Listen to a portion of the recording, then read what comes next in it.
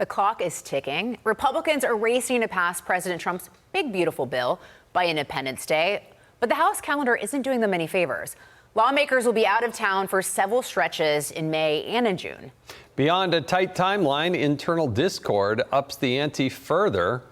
Party red lines on Medicaid, the SALT deductions, and spending caps threaten to stall momentum as the Senate prepares to make markups of its own.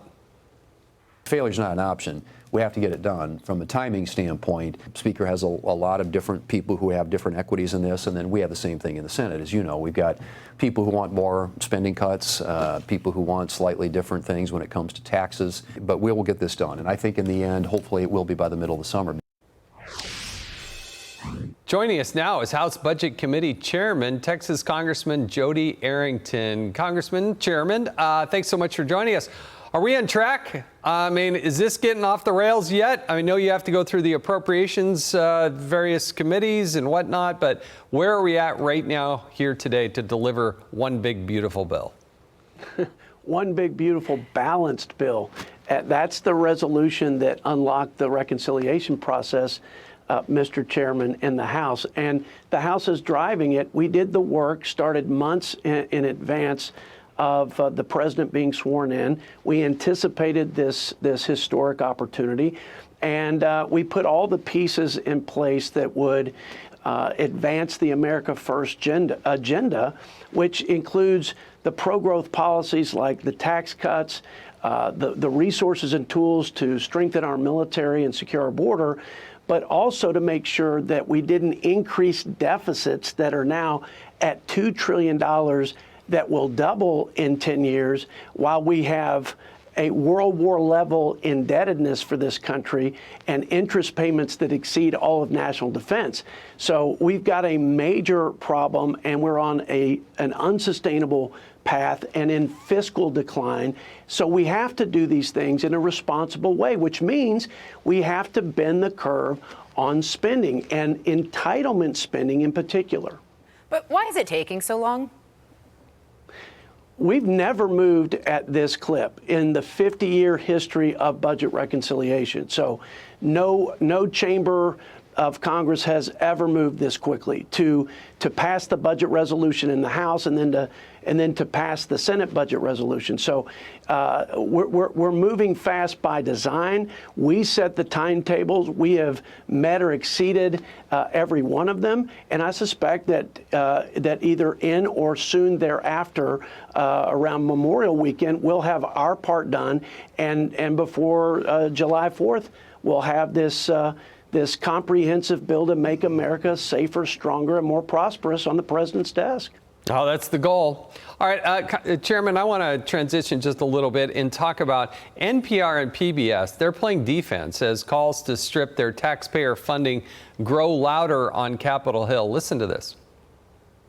Our people report straight down the line, and I think that not only do they do that, they do so with a mission that very few other broadcast organizations have, which is a requirement to serve the entire public. Most of our support comes from people in communities. That really does create something that is very independent and very responsive to the communities that we serve. If you think PBS is biased, compared to who? Name one news organization in America, and I shouldn't be defending us, I get paid by PBS, but I'm going to do it, who's more straight down the line than we are. I can think of a few. Chairman, what do you think? I mean, this is going to be the fight and the argument. Well, if state-sponsored media is unbiased and independent, I have oceanfront property in Lubbock, Texas to sell somebody tonight. Look, you don't have to be the budget chairman to know that this is an inappropriate use of tax dollars. It is not an appropriate function of the federal government. To me, state-sponsored multimedia reeks of an authoritarian regime that's trying to control the narrative. So our job is to make sure there's a robust ecosystem for media at all levels, and consumers have a choice from where they consume their news and analysis, and we ought to get out of this business of subsidized media. Well, yeah, and David Brooks says, other media does that as well, but we're not funding them. We're funding NPR and PBS. And the Media Research Center found PBS's coverage of the 2024 RNC was 72% negative, while coverage of the DNC was 88% positive. Yet taxpayer money is going to NPR and PBS. Again, we're borrowing $6 billion a day, $250 million an hour.